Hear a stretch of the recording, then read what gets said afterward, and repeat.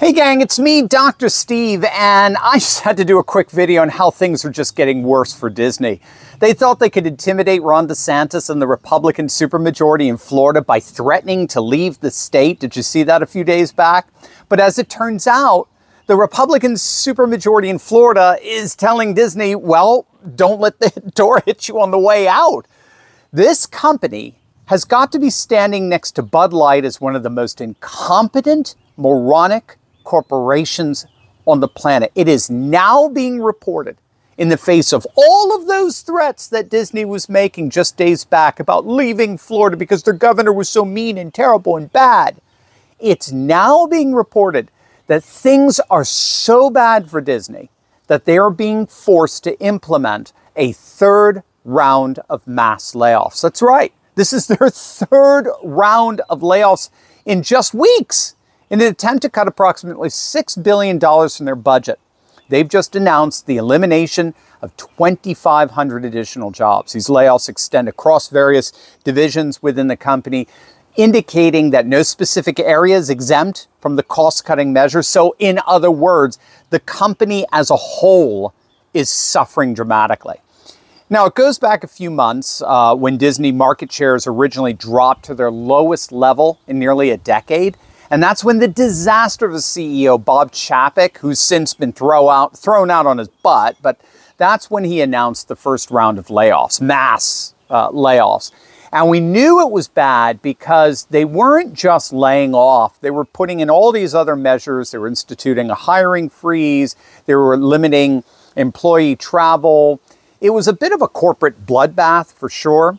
And so Texas Representative Lance Goodman summarized the damage well in a great tweet. He wrote, "Disney stock is down 40%, mass layoffs, hiring freeze, limits on employee travel. Who would have thought a woke Mickey Mouse wouldn't be a hit?" And that's the bullseye here. Things have only gotten worse for Disney ever since because Disney clearly has not learned its lesson. It thinks it can exploit the wokeness of the legacy media to its advantage, which it tried to do by launching that attack on Florida, claiming that their billions of dollars of investments in job creation were thwarted due to Ron DeSantis. And of course, this desperate narrative got picked up by the liberal lapdogs in the legacy media, particularly the New York Times, but it went nowhere. Floridians and Republicans don't give a flying flip about what Disney thinks and wants. So this is the problem with going woke. Just ask Bud Light how many of its formerly loyal customers are coming to their defense. I mean, if you insult your customers, if you offend their values, then they're going to turn their back on you. I mean, I think Bud Light, the Bud Light Dylan Mulvaney fiasco proved that no company is above the woke backlash. No company is too big, as it were, to sustain the mass revulsion that accompanies these ridiculous diversity, equity, inclusion initiatives that are literally turning everything they touch into dung, as King James would say.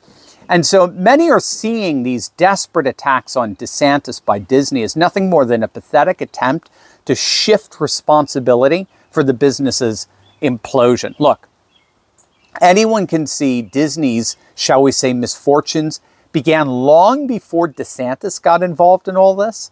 The fact is that Disney's share prices plummeted by almost 50% over the past 2 years. A number of its recent films failed to achieve profitability. Their streaming service, Disney Plus, has been a disaster. It's lost billions, I believe upward just over $4 billion because they can't come up with any good programming. Their acquisition of the Star Wars franchise has been a disaster. Their standalone film, Solo, became the first Star Wars feature ever to lose money, right? There were even rumors that Disney was contemplating selling the Star Wars brand, which would have been unimaginable just a few years ago.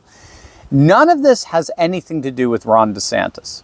And then, on top of it all, this mismanagement, they decided to go full woke. So, needless to say, Disney is getting exactly what it deserves from a business vantage point. If going woke means going broke, just like with Bud Light, Disney is becoming the poster boy of this fundamental law of the universe. And until they learn their lesson, things are just going to continue to get worse.